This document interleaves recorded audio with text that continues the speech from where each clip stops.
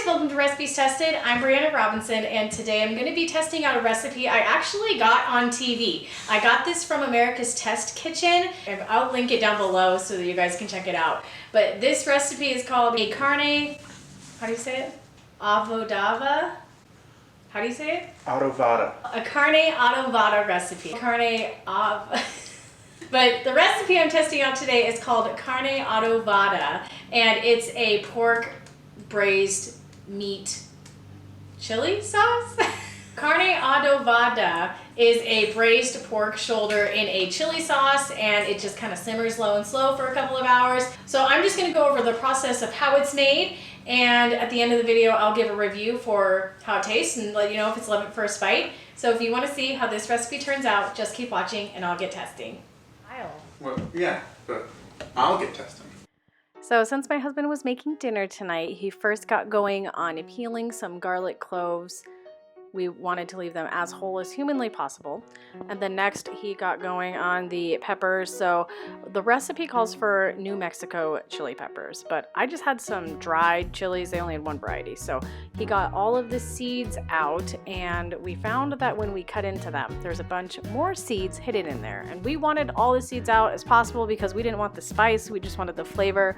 So when we cut them, we just kind of kept an eye out for that. But he cut them into strips and set them aside. You need about 4 ounces total of your dried peppers, but we're gonna cut them into strips. And then the next step is to rehydrate them in some water. So he decided to get a strainer and put them in a bowl underneath of it to catch the previously boiled water. It's not boiling, it's just hot enough to rehydrate them.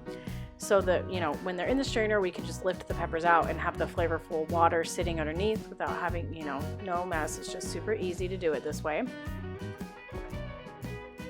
And we got 2 bone-in pork shoulders. You need about 4 pounds of meat that he cut into bite-sized pieces. And he salted them with regular table salt based on the alterations for the recipe, but it does call for kosher salt. So if you can get your hands on that, that'd be pretty cool. But once it was all salted, he got a little spatula thing and tossed it all together to make sure the salt was as distributed as much as possible. And after about 20 minutes, the chilies were nice and hydrated, and the water was a beautiful golden amber color, brown color. It was really cool. You need to save this water. This is flavorful. So we got to the blender to get going on the sauce. We put the peppers in there first, and then next we put in some white vinegar, our spice blend, some of the garlic cloves, and honey. This kind of balances everything out with the vinegar and the peppers. And then he seasoned it with salt and pepper, and a little bit of that flavorful water just to get it going. And, you know, like I said, this is just kind of to get started. We will add significantly more of that flavorful water in a second. And this is really where the flavor comes in for the dish. So don't toss that water out and get new ones. You're really going to want to use the yummy water that you already have. And we blended that up pretty good. We didn't want it to be like super chunky, but you don't want it to be like a puree. Just kind of that in between, I guess. And once it reached this consistency, we decided we were good to go. So we put all of our pork into a Dutch oven and got as much of that sauce out of the blender as we could. I should have told my husband to rinse the blender out with fresh water to get more of that sauce in there, but I forgot. What kind of a wife am I? So he just tossed all of that together. Again, coating as much of it as possible. This is really good stuff, guys. And he put a little bit more of that water in there, took it to the stove and brought it to a boil, and we preheated the oven to 325. And once the mixture was to a boil on the stovetop, he added a little bit more of that water for the braising. The pork product will render out a lot of fat, and so you want a little bit of water in there so it doesn't all dry and get burned to the bottom of your pan when it's simmering. So we put it in the lower third oven rack, the bottom third, and braised it for 90 minutes.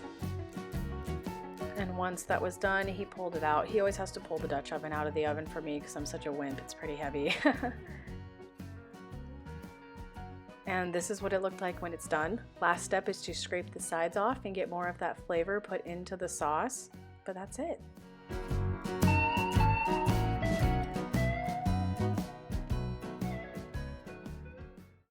Alrighty, so it's been braising for about 2 hours. It smells amazing in my house. So I'm just gonna give it a taste and let you know if it's love at first bite. Oh, I'm like afraid to grab one. It's so hot. Oh, it's so tender.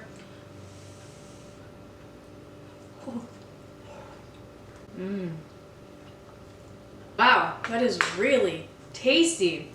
I mean, it's a pork product, so obviously you're gonna get a ton of that pork goodiness flavor. But the spices come in for me after I taste the pork. Maybe my pork piece just didn't have a lot of the sauce on it.